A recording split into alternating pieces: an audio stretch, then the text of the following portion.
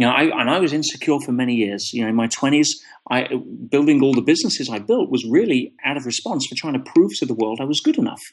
Look, will you love me now? Because now I have 3 companies. Or no, I still feel unloved, so now I'll build 4 companies. What about now? Am I good enough now?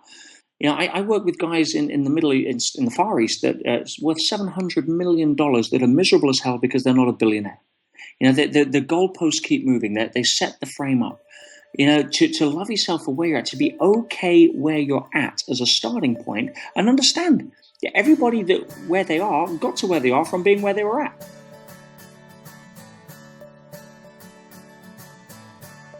If you want to build a business, there are a lot of people that can help guide you.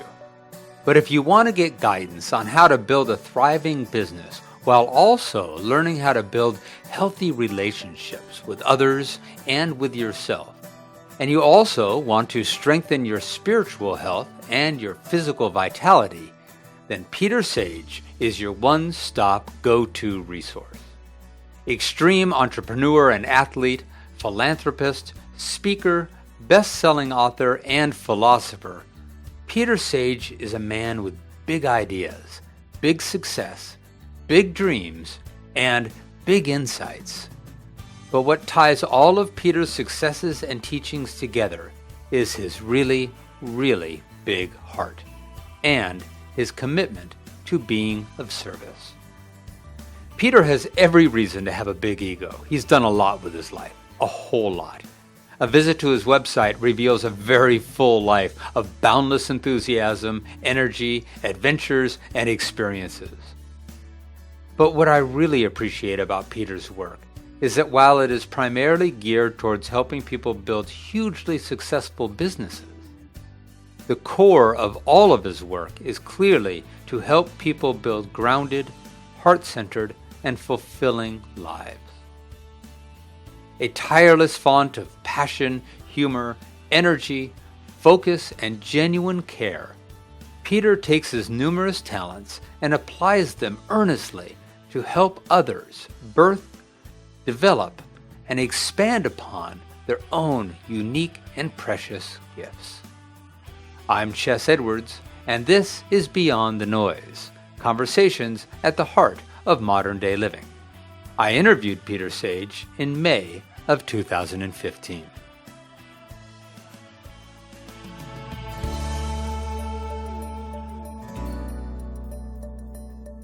So, hello, Peter. Hi, Chess. I'm so glad you're here. Thank you for taking the time. Absolute pleasure. Always great to be able to come onto a medium where we can discuss ideas about life, the universe, and everything. Yeah, well, I gotta say, I got turned on to your work, somewhere out in the universe, right? I was guided to the work that you do, and I was really turned on by the breadth of work that you do in regards to helping people further their dreams, their business dreams, their entrepreneurial desires. But as where I find a lot of people, that's the only message they're really giving. You can make your next million, and you can build a big business, and that's of great value. But what I really appreciate about what I saw in your work was you're giving such weight and attention as well to, what is it to be human? What is it to show up in our vulnerability and in the truth of who we are, that we can build businesses upon. So you're really doing a lot of the foundational work as helping people be good human beings as well. Oh, thank you, Jess. I appreciate that. I tend to call it enlightened entrepreneurship.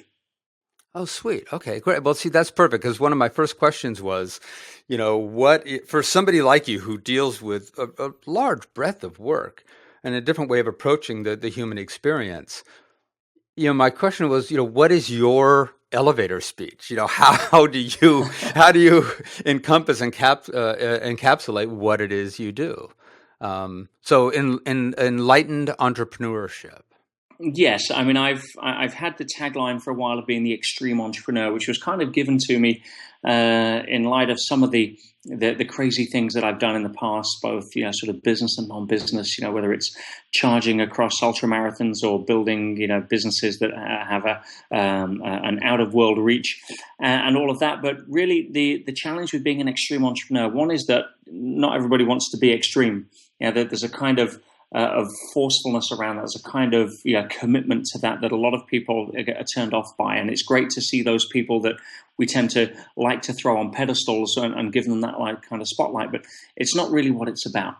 For me, business has always been about a vehicle to be expressed the best of who we are, and that's just one different avenue of being able to do it. But I see so many business owners that get caught up in being too busy being busy for all the wrong reasons, that I like to merge my main passion alongside business, which is understanding people and human behavior, and put it into a context so that it gives meaning to both. And therefore, business isn't just the domain of capitalists to run around and make more at the expense of other people or to destroy the planet. And spirituality isn't this just sort of airy-fairy thing that sort of commits people to a life of not being able to express abundance financially. So being able to bring the two together, I tend to call it enlightened entrepreneurship, because really that's what it is. That's how it unifies both the spiritual and the commercial aspects in one place. Well, and who are the people who really are helping make such a huge difference in the world? We all do so in our ways, but when you have a very successful business and you have influence and you have some wealth behind that to be able to make, conscious choices about how you want to support the world with that wealth, what a powerful place to be in. 100%, because people mainly don't understand money. That's my experience. They don't understand what it is. They don't understand the energetic principles behind it, or it's confusing, or it's too too much of a grey area, too much la-di-da and airy-fairiness around it to make it practical in day-to-day living. And when you start to understand that money is nothing more than a byproduct or a consequence of how much value you can add, you can start to understand it from a slightly different perspective. And there's obviously a lot more to it than just paying lip service to that. But if you are in a position where you have a huge amount of personal choices, options, wealth, you can do a lot more with that in terms of contributing to the greater good. And it's always said that money is a magnifier. It makes you more of who you are. If you're going to be generous, money will make you more generous. If you're a tight, money will make you more tight. If you're an idiot, money will make you a bigger idiot. That's that's just the nature. It allows us more options to magnify who we are or the patterns that we run at our core. So, saying that money's a dirty word, or people used to quote, "Oh, well, money's the root of all evil." Well, the actual translation out of the etymology of that particular phrase was the love of money is the root of all evil. And the reason that sentence, I believe, came about was because a lot of people make the mistake, Chess, of confusing their self-worth with their net worth.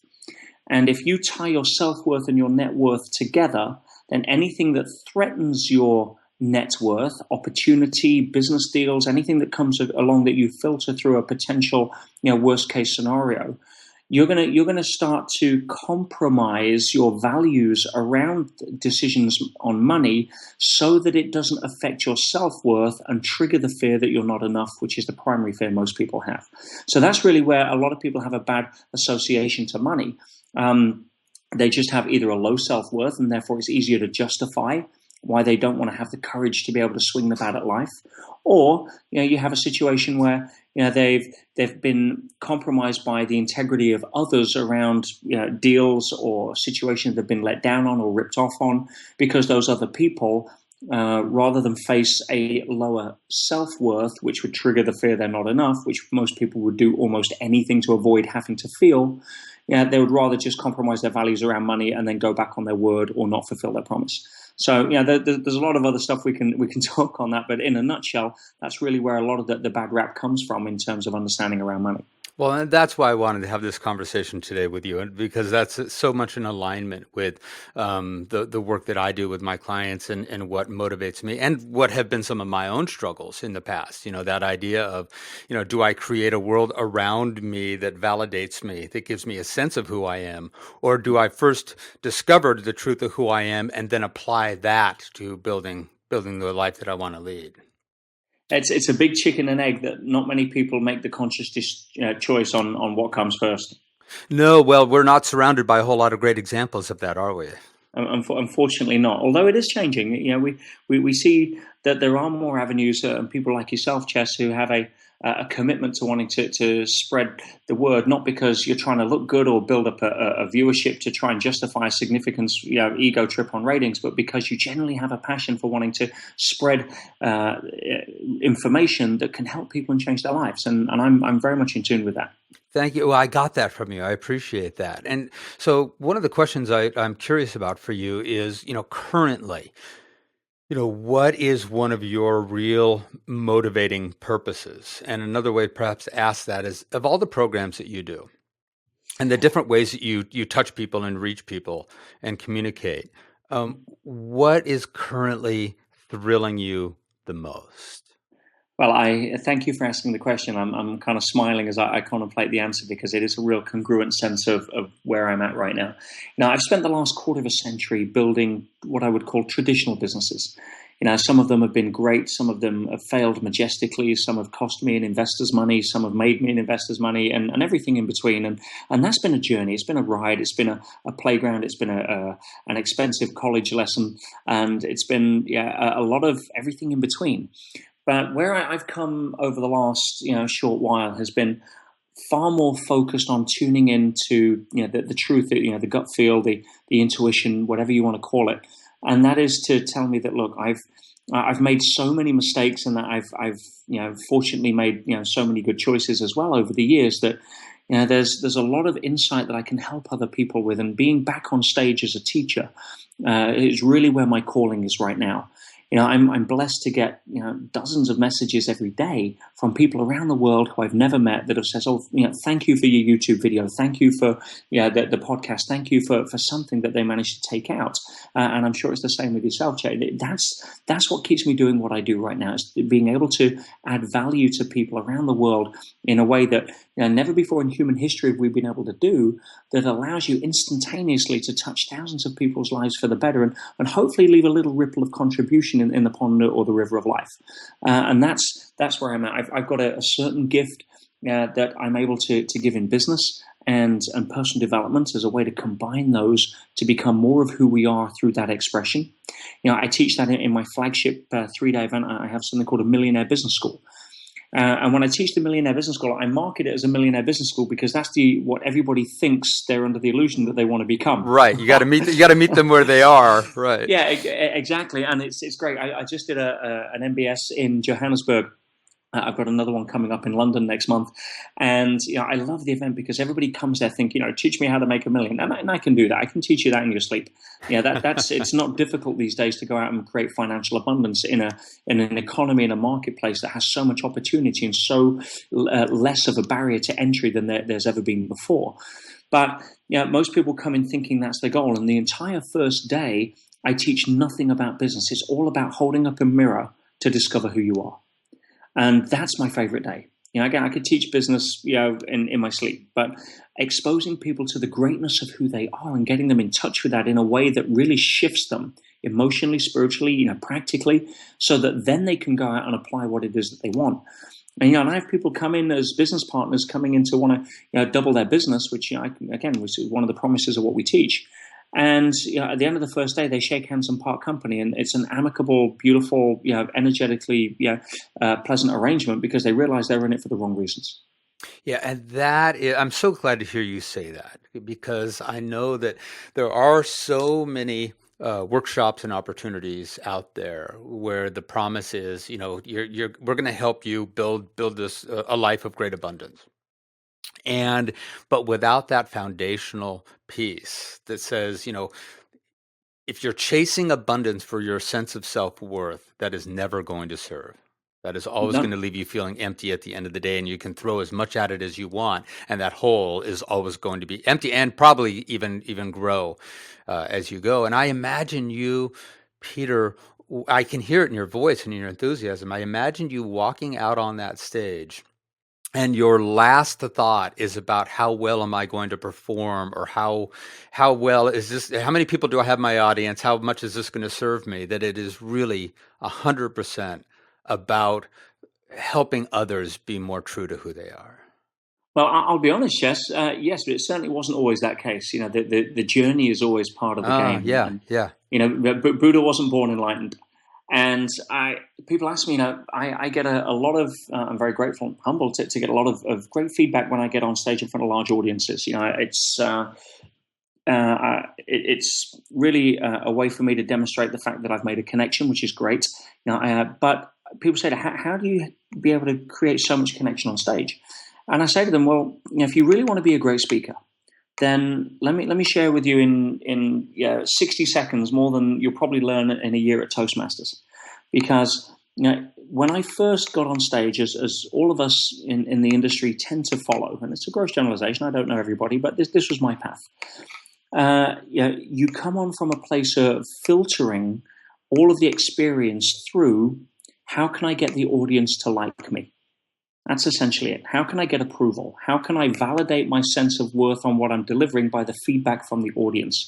And there's a certain part where that has its place, but generally speaking, you get stuck in your head because you're filtering everything through that need for validation, approval, applause, positive feedback on the forums, whatever it is. And if you suddenly transition into a different level of consciousness where you go out on stage, and I don't care if the audience knows my name. It's not about me. In fact, chances are I want to make them feel uncomfortable, because if they're comfortable, they're never going to shift. So I'm there to challenge them on a certain model of the world that they've held true to. And as long as I believe that I'm serving the greater good, I don't need anybody else's good opinion. Yes. And the paradox with that is that when you go out actively not seeking significance, you tend to get more of it by osmosis. Well, I got to say, Peter, I certainly have suffered that and still do at times. I've got to make that shift when I'm speaking to a group in a workshop or an audience, that when I am looking at how is this going, how well is this going to go for me? I lose that connection. And as soon as I switched over and go, oh, that's right. It's about them. It's about being of service. It's about, I have this gift, this opportunity to provide some insight, some sense of what I've learned in the world. And it's not about the approval. It's about them. And even willing to be unpopular in the moment for what you believe will be the long-term greater good that serves them. Yeah. But Peter, they might not like you. if that's your outcome, buy a dog. Yeah. Well, oh man! And I heard you in one of your videos. You called it the goop, right? Yeah, exactly. Most people spend their life swimming in goop, the good opinion of other people, and it's such so inconsistent with being able to allow us to live an authentic life, because we become this giant adaptation machine. We're walking around saying, oh, if they like me this way, then I'll be this way. But if they like me that way, then I'll be that way.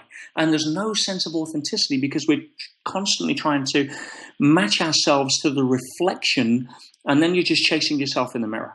Right. With the hope that someday we're going to get it just right.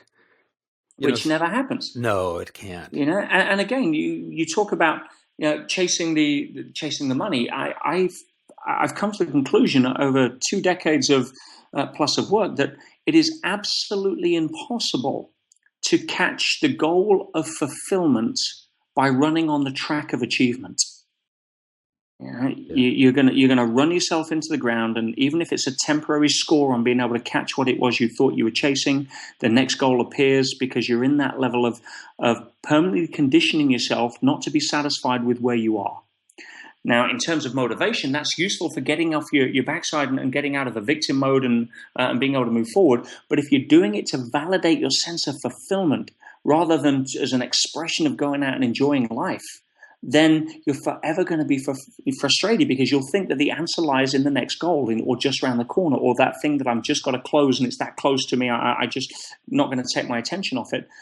And we never understand that it's a perpetual game. If you go back to the 17-year-old you at college and tell that person who you are now, what you've done, where you've been, what you're earning, what your circumstances have been, and the stories you can tell, that 17-year-old version of you will probably think you've made it. Yes, absolutely, because it's far beyond what that 17-year-old's imagination was at the time. Exactly, and the benchmark was always higher. Now we've smashed through that benchmark for many of us, but we still don't feel as if we've arrived. Yeah. And there we have the deal. That's the perpetual hamster wheel to nowhere that most of us spend our life running on and wonder why we're exhausted. So that sense of fulfillment, that real core question, because it can come for everybody looking a bit different and with a different quality. So what I'm hearing here is that you're not saying by any means, this is the thing this is the achievement that you need to have. And if once you have this achievement, then you will be fulfilled.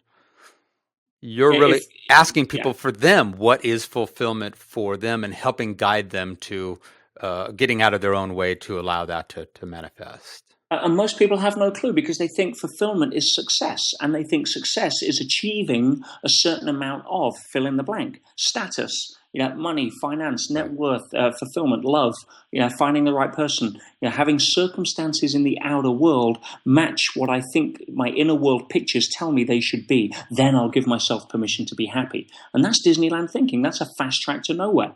As anybody knows, you want the fastest way to unhappiness. Then try two things. One, try to fight reality because I'll guarantee you it keeps winning.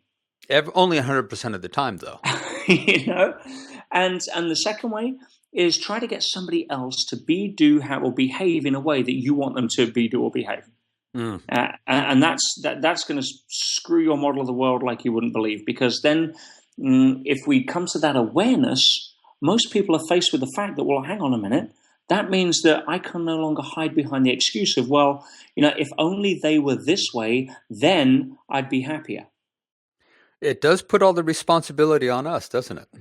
Of course, which where else would you want it to be? If it's not on you can't control it. You're right. completely screwed. We're abdicating. Otherwise, we're abdicating our lives to others. Yeah, let me coin flip and see how well reality treats me. Yes. Yeah. That's no way to live. Not when you are given the power of being able to choose your state, being able to choose, what sets the game up. It's not the values, Chess, that most people have. Most people have fairly good modern values. I mean, most people don't go around murdering each other and stealing and what have you. You're going to get a few people in society that follow that model because out of desperation or just having a weird sense of right and wrong. But essentially, most people have a decent set of values. The problem is not in the values. The problem is in the rules that we have around what has to happen in order for us to experience internally those values. To give you a very simple example, let's take health. Health is a value a lot of people have. Unfortunately, not as many as probably should, but it's just my judgments there. But health is a great value, and you can have two people that value health immensely. But one of them has the game set up that says, something, I've got to eat organic food, train in the gym 4 times a week, have 10% body fat and a resting heart rate of 4, whatever it is. And then I'll choose to feel healthy. And you have other people that say, something, I choose to feel healthy when I drink a glass of water. And they have easy access to it. They set up the rules in a way for themselves because nobody voted on those rules and apart from us. Now, and a lot of people set up the game so that it's very hard to experience what they most want to experience. And a lot of people have it set up so it's easy to experience what they don't want to experience. Rejection. What happens for you to feel rejection? Oh, well, somebody's got to disagree with me. Well, guess what? The chances of that happening are somewhere plus 100%. Yes. Whereas somebody else says, well, I don't like rejection either, but the way I experience rejection is if 50 people within 30 feet of me all reject me within the same 20 minutes, and then I'll choose to feel rejected. Maybe something's going on then. Yeah, right. We'll call that feedback. Right, right. But until then no, because we get to choose the rules of how we set up the game. And most of us are walking around with a set of rules that are picked up from secondhand rule shops that we outgrew on beliefs that no longer serve us, that we've never re-questioned. And we walk around with this screwed up model of the world, wondering why we're not happy, fulfilled, joyful, and at peace. Because we listen to the news that tells us what has to happen in order for it for us to give ourselves permission to do that. And there's no exit strategy for people out of that game. Well, this brings up an interesting point. I was perusing your website, and I will admit, I found myself at one point going, wow, look at what Peter's done, right? He's done this, he's done that. Obviously, a boundless amount of energy and enthusiasm and creativity, and you're speaking about a life, the true life that you've led, and here's a lot of the successes and ways that you're showing up in the world. And there was a part of me that started to feel a little depressed. Now, I know that's not your intention, but it's right. But it was just what I was doing was I was starting to look at the Contrast frame. I was comparing exactly, and I was saying, "Oh, those are the rules that everyone plays by." And it's like, no, you're right. I get to set up my own rules. So I went on a walk. I sat in my meditation, and then came back to, oh, that's right. This is my life, and I get to choose how I lead it and what's important to me and what is of value to me. But yeah, I started to compare and started to actually adopt your values rather than really recognize and be honoring of my own values. And well done for catching that, because so many people, I get people come and say, "Oh, I want to be the next Peter Sage." I'm like, "Well, you can't, because I'm already taken." Yeah. Yeah. And while I appreciate and I'm humbled by the complimentary intent, the only thing that we can do in this world, Chess, is be the best example of ourselves that we can be. Case closed. Yeah, exactly. Yeah. And the second you start trying to be somebody else's example, or better than somebody else, or compared to somebody else, or this, that, and the other, you step straight off your truth and you start walking a line of fabrication. You start walking a line of inauthenticity to make up for insecurities in ourselves that we highlight through comparing to others when we really don't know what the deal is. I was insecure for many years. In my 20s, building all the businesses I built was really out of response for trying to prove to the world I was good enough. Look, will you love me now? Because now I have 3 companies. Or no, I still feel unloved, so now I'll build 4 companies. What about now? Am I good enough now? And if you're in that level, I work with guys in the Middle East, in the Far East, that it's worth $700 million that are miserable as hell because they're not a billionaire. The goalposts keep moving. They set the frame up. To love yourself for where you're at, to be okay where you're at as a starting point, and understand everybody that where they are got to where they are from being where they were at. There's no shortcuts. Everyone's on their own path, and whatever it is to identify and give your gift. And it could be the ability to listen. It could be the ability to give advice at a certain time based on life experience that you thought was traumatic. That now turns into being able to give something of value to others. It could be the fact that you have the ability to smile in situations that other people can't smile in, and pass that on. It could be the fact that you're great at being able to rustle up food spontaneously, through having just thrown stuff together in the kitchen and make other people food Right. that they didn't see they could. It doesn't matter. Whatever your gift is, you have a gift. Everybody's born with a gift. Now, looking at somebody else's gift and saying, "Oh, well, that needs to be my gift," is a fast track to unfulfillment, because you're always going to be frustrated. Screw that. Well, it is so pervasive and pernicious.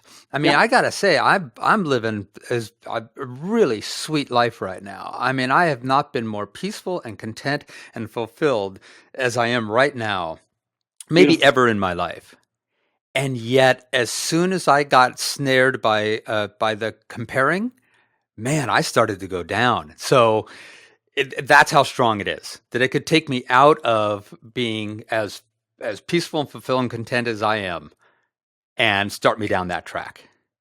And again, our self-worth and our net worth remain tied at various levels unless we can stop sleeping awake. Yeah. Most people are sleeping awake, and you caught yourself, which is great.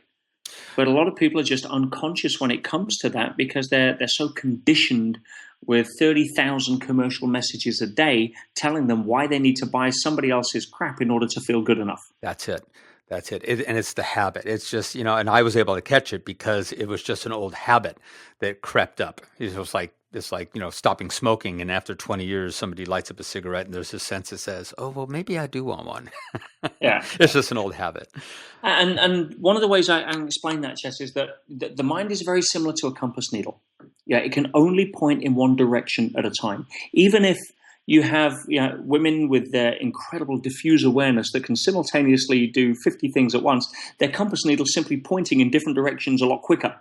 It's moving from one to the other, to the other, to the other, but it can only ever point in one direction at a time. Now, if you are walking around sleeping awake, as most of the population, unfortunately, has been trained to do, then your compass needle will gravitate in the direction that it's most conditioned or most magnetized in that metaphor towards. And most people, their biggest source of magnetism is the media, and or their friends' opinion, or their why we can't. It takes a lot of self conscious discipline to say, you know something, I'm going to cut all that out, and I'm going to start daily stroking my compass needle in a new direction. I'm going to magnetize it in a new direction. I'm going to point it consistently in a new direction. A positive, a possibility of how I can, as to what's great about life. Because what's wrong is always available. If I ask you the question, what's wrong now, your brain's going to give me an answer. And if I ask you what's right, it's going to find me an answer. Both are always available. That's not the deal. The deal is, what would you rather choose to focus on and point your needle in the direction of on a consistent basis, so that when you do go back into habit, as we all do, sleeping awake, walking around without being present, the compass needle is going to by default gravitate towards where it's been conditioned the most. Right. And that's why people say to me, they said, are you happy all the time? I say, well, happiness is an emotion. It's a temporary emotion. We're not designed to be happy all the time as humans. There's a time to be happy, but am I fulfilled? Well yeah. And the reason is, I tried being unhappy and unfulfilled once, and I didn't like it. Why would I want to make that? Why would I want to make that a default state? And it can be as simple as that. They say that no one cares how much you know until they know how much you care. Peter Sage cares. He cares about helping people get the most out of this precious opportunity of life. He cares about making a difference. He cares about being honest and about seeking the truth and speaking to the truth of things. Now, is his truth necessarily my truth or yours all the time? No, it's not. Peter's got a lot of wisdom and advice and guidance, and he's not shy about sharing his perspectives. What makes his guidance accessible is that he has very little stake in whether you agree with a particular idea or not. First and foremost, Peter is happy to share his own vulnerabilities and challenges so that we might accept our own as just a part of living out a human life. It can be hard to find the authentic balance between humility and true confidence. Peter seems to have found a nice blend.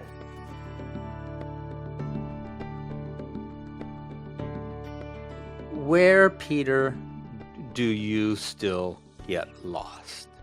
Where do you still get trapped, triggered, where you need to catch yourself?